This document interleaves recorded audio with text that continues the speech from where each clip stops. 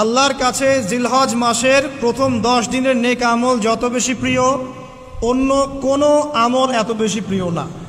আল্লাহ পাক এরকম কিছু অকেশন সৃষ্টি করে দিয়েছেন, এমন কিছু উৎসব আল্লাহ পাক সৃষ্টি করে দিয়েছেন যেখানে মানুষ আমল গুছিয়ে আবারও আল্লাহর পথে ফিরে আসতে পারে। আমার কথা কি বোঝা যাচ্ছে? ঠিক এরকমই একটা উৎসব হচ্ছে, একটা অকেশন হচ্ছে আমলের উৎসব, সেটা হলো এই জিলহজ মাসের প্রথম 10 দিন। এই জিলহজ মাসের প্রথম 10 দিন সম্পর্কে আল্লাহ পাক সূরা ফজরের মধ্যে শপথ করেছেন, ওয়াল ফজরি, ফজরের কসম, ওয়াল লায়ালিন আশর, এবং এই 10 রাতের কসম। এই 10 রাত বলতে এখানে জিলহজ মাসের এই 10 দিন এবং 10 রাতকে বোঝানো হয়। এর ফজিলত সম্পর্কে নবী সাল্লাল্লাহু আলাইহি ওয়াসাল্লাম একটা হাদিসে বলছেন, ইবনে আব্বাস রাদিয়াল্লাহু আনহুমা থেকে বর্ণিত, নবী করিম সাল্লাল্লাহু আলাইহি ওয়াসাল্লাম বলেছেন যে মা মিন আইয়ামিন আমালু সালিহু ফীহিন্না আহাব্বু ইলাল্লাহ মিন হাযিহিল আইয়ামিল আশরা। আল্লাহ পাকের কাছে এই 10 দিন অর্থাৎ জিলহজ মাসের প্রথম 10 দিনের নেক আমল যত বেশি প্রিয়, আল্লাহর কাছে জিলহজ মাসের প্রথম 10 দিনের নেক আমল যত বেশি প্রিয়, অন্য কোনো আমল এত বেশি প্রিয় না। অন্য কোনো আমল, এটা বুঝতে গিয়ে সাহাবায়ে কেরাম প্রশ্ন করছেন, ক্বালু, তারা বলছেন, ইয়া রাসূলুল্লাহ, হে আল্লাহর রাসূল, বলুন সাল্লাল্লাহু আলাইহি ওয়াসাল্লাম, ওয়ালাল জিহাদু ফি সাবিলিল্লাহ, আল্লাহর পথের জিহাদও কি নয়? আমরা তো জানি ইসলামের সর্বোচ্চ চূড়া হচ্ছে আল্লাহর পথের জিহাদ। তো নবী সাল্লাল্লাহু আলাইহি ওয়াসাল্লাম বলছেন, ওয়ালাল জিহাদু ফি সাবিলিল্লাহ, আল্লাহর পথের জিহাদও নয়, আল্লাহর পথের জিহাদও নয়, ইল্লা, তবে ওই ব্যক্তির কথা ভিন্ন, রাজুলুন খারাজা বিনাফসিহি ওয়া মালিহি ফালাম ইয়ারজি মিন যালিকা বিশাই, কোন একজন ব্যক্তি যে তার জান এবং তার মাল নিয়ে আল্লাহর পথে বেরিয়ে গেছে, তারপরে কোনো কিছু নিয়ে সে ফিরে আসতে পারে নাই, মানে সে শহীদ হয়ে গেছে, এই ব্যক্তির কথা ভিন্ন। কিন্তু অন্য যে কোনো দিনের আমলের চাইতে এই 10 দিনের নেক আমল আল্লাহর কাছে সবচেয়ে বেশি প্রিয়। তাহলে আমরা বুঝতে পারলাম, আমরা যে 10 দিনে এখন বসবাস করছি, জিলহজ মাসের আজকে কয় তারিখ? 1 তারিখ। এই যে আল্লাহ পাক নিয়ামতের সাথে আমাদেরকে বাঁচিয়ে রেখেছেন, এই 10 দিন আমল করার সুযোগ দিয়েছেন, এই কৃতজ্ঞতা স্বীকার করে আমরা কিন্তু শেষ করতে পারবো না। পারবো না। প্রশ্ন হচ্ছে যে এই 10টা দিন আমরা কিভাবে কাজে লাগাতে পারি। আমি সেদিকেই যাবো ইনশাল্লাহ। তার আগে এই দিনগুলো সম্পর্কে আর কয়েকটা ফজিলতের হাদিস শুনিয়ে দিচ্ছে। তিরমিজি, ইবনে মাজাহ, মিশকাতের 128 পৃষ্ঠা একটা হাদিস এসেছে, আবু হুরায়রা রাদিয়াল্লাহু আনহু থেকে বর্ণিত, নবী করিম সাল্লাল্লাহু আলাইহি ওয়াসাল্লাম বলেছেন যে দিনসমূহের মধ্যে এমন কোনো দিন নাই, আল্লাহর দিনগুলোর মধ্যে এমন কোনো দিন নাই যেদিন ইবাদত করা আল্লাহর কাছে জিলহজের 10 দিনের ইবাদতের চেয়ে বেশি প্রিয়। কথা বুঝতে পারছেন? এরপরে নবী সাল্লাল্লাহু আলাইহি ওয়াসাল্লাম বলছেন, ইয়াদুলু সিয়ামু কুল্লি সিয়ামিন মিনহা বিসিয়ামি সানাতিন, এই 10 দিনের একটা সিয়াম বা একটা রোজা 1 বছর রোজা রাখার সমান। এই 10 দিনের একটা রোজা 1 বছর রোজা রাখার সমান। ওয়া কিয়ামু কুল্লি লাইলাতিন ফিহা বিকিয়ামি লাইলাতুল কদর, এবং এই 10 রাতের এক রাতের কিয়াম লাইলাতুল কদরের কিয়ামের সমান। আর আমরা জানি লাইলাতুল কদর সম্পর্কে আল্লাহ পাক কি বলেছেন, লাইলাতুল কদরি খায়রুম মিন আলফি শাহর, 1000 মাসের ইবাদতের চেয়ে উত্তম। তাহলে আমরা বুঝতে পারছি যে এই 10 দিন 10 রাত কি আমল করতে হবে, এই হাদিসটা বলে দিচ্ছে, সিয়াম এবং কিয়াম। 10টা সিয়াম না পড়েন, অ্যাটলিস্ট 3টা সিয়াম পড়া যাবে ইনশাআল্লাহ। পড়া যাবে না? একটা সোমবার পাবো সামনে আমরা, ওটা রাখা যাবে ইনশাআল্লাহ। একটা বৃহস্পতিবার পাবেন, সেটাও রাখা যাবে ইনশাআল্লাহ। আর আরাফার সিয়াম পাবেন ইনশাআল্লাহ। আরাফার সিয়াম রাখলে আগের 1 বছর, পরের 1 বছর, 2 বছরের গুনাহ মাফ হয়ে যাবে ইনশাআল্লাহ আযজা ওয়া জাল। আর কিয়াম সম্পর্কে আমি সামনে বলছি ইনশাআল্লাহ তাআলা। এরপরে বাইহাকির একটা বর্ণনা আছে যে জিলহজ মাসের প্রথম দশকের রাতে, জিলহজ মাসের প্রথম দশকের রাতের প্রত্যেকটা নেক আমলকে 10 দিয়ে গুণ করা হয়, 10 গুণ বৃদ্ধি করা হয়। সুবহানাল্লাহ। আরও আছে বাইহাকি এবং ইসবাহানির বিশুদ্ধ সনদে হযরত আনাস বিন মালিক রাদিয়াল্লাহু আনহু থেকে বর্ণিত আছে, জিলহজ মাসের প্রথম দশকের প্রতিদিন 1000 দিনের সমান, মানে প্রতিদিনের আমল 1000 দিন আমলের সমান, এবং আরাফার দিনের মর্যাদা 10,000 দিনের সমান। আরাফার দিন যে ব্যক্তি ইবাদত করবে ইনশাআল্লাহ তাআলা সে 10,000 দিন ইবাদতের নেকি পাবে ইনশাআল্লাহ আযজা ওয়া জাল। তো প্রথম কি করতে হবে সেটা এই হাদিস থেকে বোঝা যাচ্ছে। হাদিসটা কি? উম্মে সালামা রাদিয়াল্লাহু আনহা থেকে বর্ণিত, নবী সাল্লাল্লাহু আলাইহি ওয়াসাল্লাম বলছেন যে জিলহজ মাসের চাঁদ যে ব্যক্তি দেখবে সে যেন তার নখ এবং তার চুল এগুলো যেন আর না কাটে। চাঁদ দেখে ফেলেছেন, কুরবানি করা পর্যন্ত এখন চুল আর নখ যেন সে না কাটে। যদি না কাটেন তাহলে কি হবে? আপনি একটা পূর্ণাঙ্গ কুরবানির নেকি পাবেন ইনশাআল্লাহ। আর একটা কুরবানির নেকি কি জানেন?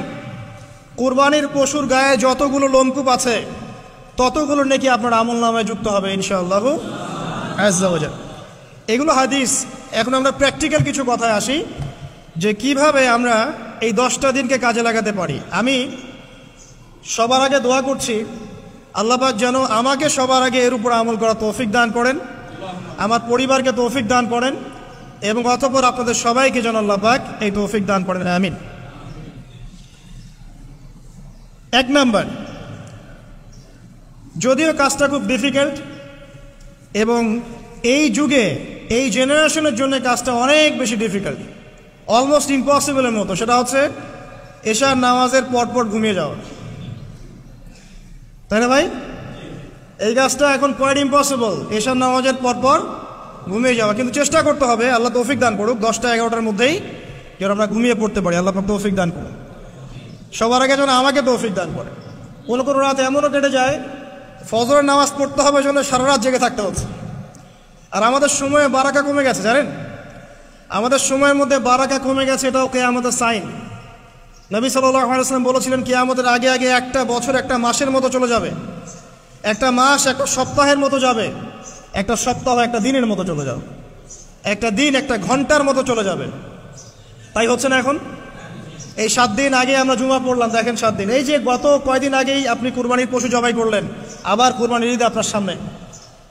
সময় খুব দ্রুত চলে যাচ্ছে, আমরা বুঝতে পারছি না। কারণ হচ্ছে, একটা কারণ আমি ফাইন্ড আউট করেছি, সেটা হচ্ছে আমরা এখন ফজরের সালাতটাকে জামায়াতে গুরুত্ব দিচ্ছি না এবং ফজরের নামাজের পর থেকে আমরা জেগে থাকছি না, অনেকেই, বেশিরভাগই যারা থাকছে আলহামদুলিল্লাহ। এই কারণে ওই যে বরকতময় সময়টা সকালে, এটা আমরা পাচ্ছি না।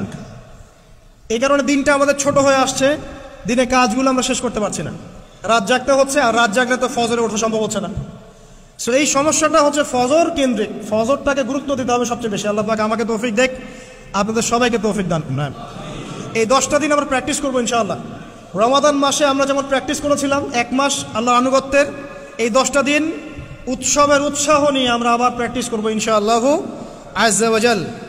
আর এই বিষয়গুলো বেশি বেশি প্রচার করবেন অনলাইনে, কারণ আমাদের জাতিটা, আমি জানি না সৌভাগ্য না দুর্ভাগ্য, আমরা খুব ইস্যু পাগল যাতে ইস্যু একটা ধরিয়ে দিবেন, এটা নিয়ে আসতে থাকবে, যে কোনো ইস্যু।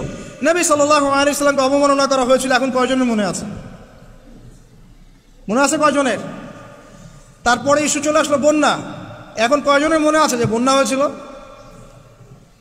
এখন আছে সেতু, এটা নিয়ে সবাই কথাবার্তা বলছে। এরপরে দেখবেন আরেকটা নতুন ইস্যু, সেতুর কথা মানুষ বলে যাবে। আমরা কেন জানি সাইকোলজিক্যালি এমন হয়ে গেছে যে ইস্যু একটা ধরিয়ে দিলেই 5 দিন 7 দিন 10 দিন কথা বলতে থাকি, আবার ইস্যুও শেষ, কথা বলাও শেষ, মানুষ ভুলে যায়। তো এই কারণে মনে করিয়ে দেওয়ার স্বার্থে জিলহজের 10 দিনের ফজিলত আমাদের সবাইকে মনে করিয়ে দেওয়া লাগবে, ঠিক আছে? অনলাইন অফলাইনে সবাই প্রচার করবেন। এই 10 দিন নেক আমলের জন্য একটা উৎসবের উপহার আল্লাহর পক্ষ থেকে। এই 10টা দিন যেন আমরা আল্লাহর পক্ষ থেকে এই উপহারকে কাজে লাগাই, বেশি বেশি নেক আমল করি, পরকালকে গুছিয়ে নেই। পারবো না ইনশাআল্লাহ? ইনশাআল্লাহ। প্রথম কাজ, আর্লি ঘুমিয়ে যাওয়ার চেষ্টা করা। 2 নাম্বার, ফজরের নামাজের মিনিমাম আধা ঘন্টা আগে ঘুম থেকে ওঠার চেষ্টা করা। ফজরের নামাজ কয়টা আপনাদের এখানে? 4:30টায়, 4টা বা 4:45টায় ওঠার চেষ্টা করতে হবে। আল্লাহ পাক তৌফিক দান করুন। ওযু ইস্তেঞ্জা করার পরে মিনিমাম 2 থেকে 4 রাকাত নফল নামাজ পড়বে, মিনিমাম 2 থেকে 4 রাকাত নফল নামাজ পড়বে। আমরা জানি যে আমরা নবী সাল্লাল্লাহু আলাইহি ওয়াসাল্লামের মতো তাহাজ্জুদ করতে পারবো না, পারবেন? তার 2 রাকাত নামাজে তিনি প্রায় 4 পারা কোরআন তেলাওয়াত করেছেন। 2 রাকাত নামাজে 4 থেকে 4.5 পারা কোরআন তেলাওয়াত করেছেন। আমরা কি পারবো? আমরা পারবো না। মিনিমাম 2 রাকাত নামাজ বা 4 রাকাত নামাজ তো পড়তে পারি। এবং ওই সময়টা হচ্ছে দোয়া কবুলের সময়। আল্লাহ পাক প্রথম আসমানে নেমে আসেন। আল্লাহ পাক কীভাবে নেমে আসেন এটা আল্লাহ পাকের ব্যাপার, এটা নিয়ে আমাদের মাথা ব্যথা ঘামানোর দরকার নাই। আল্লাহ নেমে এসে আহ্বান করতে থাকেন, কারো কি কোনো চাওয়া আছে আমার কাছে, আমি সেই চাওয়া পূরণ করে দিব। কেউ কি অসুস্থ আছো, আমাকে ডাকলে আমি শেফা দিয়ে দিব। কেউ কি আমার কাছে ক্ষমা চাইবে, আমি ক্ষমা করে দেব। কেউ কি আমাকে ডাকবে, আমি তার ডাকে সাড়া দেব। এভাবে ফজর পর্যন্ত আল্লাহ পাক আহ্বান করতে থাকেন, কিন্তু আমরা আসলে ঘুমিয়ে থাকি। আল্লাহ পাক আমাদেরকে মাফ করে দিন এবং এই নেক সময়গুলোকে কাজে লাগানো তৌফিক আল্লাহ পাক দান করুন, আমিন। এরপর আমরা চলে আসবো ইনশাআল্লাহ ফজর জামাতে। এবং নামাজের বাহ্যিক মাসআলাগুলোকে নিয়ে বেশি বাড়াবাড়ি করবেন না, অভ্যন্তরীণ বিষয় নিয়ে ফোকাস করেন। বাহ্যিক মাসআলা নিয়ে আমরা যথেষ্ট বাড়াবাড়ি করেছি। অভ্যন্তরীণ যে বিষয়টা আছে, নামাজের আধ্যাত্মিকত্ব, নামাজের রুহানিয়াত, নামাজের মাআরিফাত, আল্লাহকে পাওয়া, নামাজের আত্মশুদ্ধি, ইহসান, এটা নিয়ে বেশি ফোকাস করেন। আমরা তর্ক করি হাত বাঁধা নিয়ে, তাই না? হাত বাঁধা নিয়ে, রফুল ইয়াদাইন নিয়ে, আমিন নিয়ে, এগুলো নিয়ে আমরা তর্ক করি। কয়জন তর্ক করেছি যে নামাজে কতটুকু মনোযোগ থাকলো তাই নিয়ে? কোনটা বেশি ইম্পর্টেন্ট? নামাজ যদি মনোযোগই না থাকে, আমার হাত বাঁধা দিয়ে আল্লাহ পাক যা আসে নাকি? একটা বাহ্যিক আমল করেছি, আল্লাহ পাক নেকি দিবেন, ঠিক আছে ইনশাআল্লাহ। নামাজের ইহসানটা সবচেয়ে বেশি গুরুত্বপূর্ণ নয় কি? ফাওয়াইলুল লিল মুসাল্লিন আল্লাযীনা হুম আন সালাতিহিম সাহুন, যারা নামাজ সম্পর্কে উদাসীন। তো নামাজে দাঁড়িয়ে যদি আমি সারা দুনিয়ার বিষয় চিন্তা করতে শুরু করি, তাহলে আমার হাত কোথায় বাঁধলাম এটা কি আল্লাহ পাক দেখবেন? আল্লাহ পাক আমাদেরকে বোঝার তৌফিক দান করুন যে মূল বিষয় কোনটা সেটা নিয়ে ফোকাস করি। আমরা মুসলিমরা জাতি হিসাবে এখন মূল বিষয়গুলোকে বাদ দিয়ে গৌণ বিষয় নিয়ে বেশি ফোকাস করি। এটা আমাদের অধঃপতনের অন্যতম একটা কারণ। আল্লাহ পাক আমাদেরকে বোঝার তৌফিক দান করুন, আমিন। জামাতে নামাজ পড়ার পরে আপনারা চলে যাবেন না হুট করে, এখানে বসে থাকবেন। বসে বসে তাসবিহ তাহলিল করবেন, জিকির আজকার করবেন। খুব কমন তাসবিহ আছে কিছু। আয়াতুল কুরসি পড়বেন একবার, সূরা ফালাক, ইখলাস, নাস 3 বার করে পড়বেন। তারপরে আল্লাহুম্মা আনতাস সালাম ওয়া মিনকাস সালাম তাবারাকতা ইয়া যাল জালালি ওয়াল ইকরাম পড়বেন। আল্লাহুম্মা আইন্নি আলা যিকরিক ওয়া শুকরিকা ওয়া হুসনি ইবাদাতিক পড়বেন।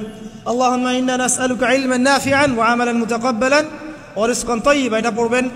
দরুদ শরীফ পড়বেন 10 বার। তারপরে পড়বেন রাদিতু বিল্লাহি রাব্বান ওয়া বিল ইসলামি দীনান ওয়া বি মুহাম্মাদিন নাবিয়্যা 3 বার। হাসবি আল্লাহ লা ইলাহা ইল্লা হু আলাইহি তাওয়াক্কালতু ওয়া হুয়া রাব্বুল আরশিল আযীম 7 বার। সুবহানাল্লাহি ওয়া বিহামদিহি আদাদা খালকিহি ওয়া রিদা নাফসিহি ওয়া জিনাতা আরশিহি ওয়া মিদাদা কালিমাতিহি 3 বার। তারপরে আর অনেক আছে, বলতে গেলে আসলে সময় শেষ হয়ে যাবে। আমি একটা বইয়ের নাম বলে দেই, এই বইয়ের মধ্যে সব পাবেন, ঠিক আছে? বইটার নাম হচ্ছে হিসনুল মুসলিম। কি নাম? হিসনুল মুসলিম। অ্যাপসও আছে, পকেটে অ্যাপস রাখতে পারেন, পকেট সাইজ বই পাওয়া যায়, পকেটে রাখতে পারেন। নামাজের পরে খুলে খুলে পড়বেন। এগুলো করতে গিয়ে আপনাকে কেউ বাধা দিবে? এগুলো করলে কি আপনি সন্ত্রাসী হয়ে যাবেন, মৌলবাদী হয়ে যাবেন, জঙ্গি হয়ে যাবেন? এই আমলগুলো করবেন, ছাড়বেন না, ঠিক আছে? আমল ছাড়বেন না। আমল সেই জিন্দেহি বানতা, একটা কথা আছে, আমল দিয়েই জীবন গঠিত হয়, জীবন গড়ে। আল্লাহ পাক তৌফিক ইনায়াত করুন। আরেকটা কথা বলি, ফজর নামাজের পরে চেষ্টা করেন আধা ঘন্টা থেকে 1 ঘন্টা কোরআন তেলাওয়াত করার জন্য। পারা যাবে ভাই ইনশাআল্লাহ? আবার বলছি, প্রত্যেক হরফে 10 নেকি পাবেন ইনশাআল্লাহ। কোরআন তেলাওয়াত করলে অর্থ না বুঝেও যদি তেলাওয়াত করেন, প্রত্যেক হরফে 10 নেকি পাবেন ইনশাআল্লাহ। কিন্তু অর্থ না বুঝলে কোরআনের হক আদায় হয় না। আবারও বলছি, আমি যা বলেছি সেটা বলতে আমি দ্বিধা করছি না। আমি বলছি কোরআন তেলাওয়াত করলে প্রত্যেক হরফে আপনি 10 নেকি করে পাবেন। বোঝেন আর নাই বোঝেন, তাফসির বোঝেন আর নাই বোঝেন, অর্থ বোঝেন আর নাই বোঝেন, প্রত্যেক হরফে কি পাবেন? 10 নেকি পাবেন। কিন্তু অর্থ না বুঝলে, অনুধাবন না করলে কোরআন নাজিলের মূল হক আদায় হবে না। কোরআন নাজিল হয়েছে তাদাব্বুরের জন্য, গবেষণার জন্য, কোরআন কেন্দ্রিক জীবন করার জন্য। যদি অর্থ না বোঝেন কেমন করে জীবন করবেন? আর যতটুকু বুঝবো আলহামদুলিল্লাহ, যেটা বুঝবো না ওলামায়ে কেরামের কাছে যাবো, জিজ্ঞাসা করবো, জেনে নিব, সিম্পল। আমি তো সব বুঝবো না, বুঝবো? আমি তো সব বুঝতে পারবো না। যেটা বুঝবো না আলেমদের কাছে জিজ্ঞাসা করে নেব।